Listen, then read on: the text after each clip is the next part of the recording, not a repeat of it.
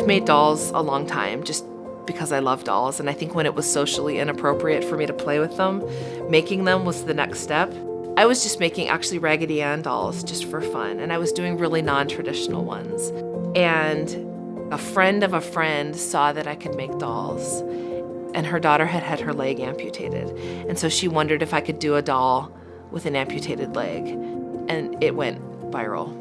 It did. And so in 2 months, I had 200 orders.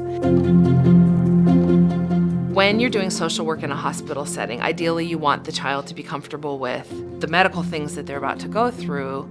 And so play therapy offers them an avenue to kind of play through some of their insecurities. You want to do medical play so that they know what's coming. Chase is 7. He has something called Angelman syndrome. The doll was really helpful when we went to go have to put his cast on. You know, he's a little anxious and scared, and so we brought the doll with us and used that to help explain what was going to be happening. For a lot of the kids who have cancer, they're there for the long haul. And so it lets the child kind of prepare for what's happening. And when you're working with a child, you want the doll to look like the kid so that they can actually do that. Typically the doll orders come in from like a parent or a caregiver who will say, you know, my child has scars from surgery or birthmark or cancer. And then they'll send pictures of their child, and then I literally just work off of the pictures. Each doll really starts as a piece of fabric because, like the kids, every doll is different, right? We don't all look the same. And it's a very surreal feeling to see that it went from my table or my kitchen counter to a child's arms. There are a number of people that could say, why isn't this a business?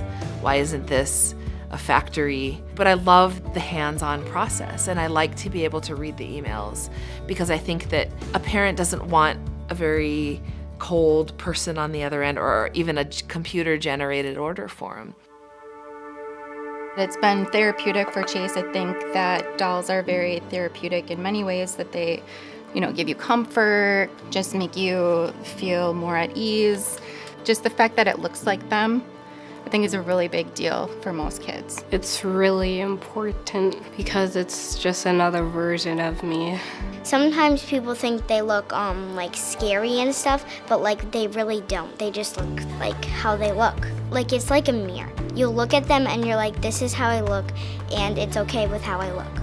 Parents are able to say, you know, my child loved being able to see a doll without, you know, a forearm, or loved being able to see Nevis marks.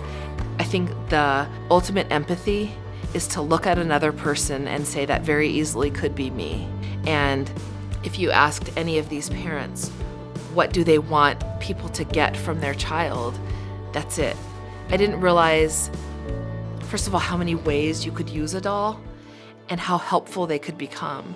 We underestimate what that can do for a child who never will walk into the store and be able to see themselves. That's kind of the bigger picture of this, is how are we gonna decide as a society we wanna represent these kids?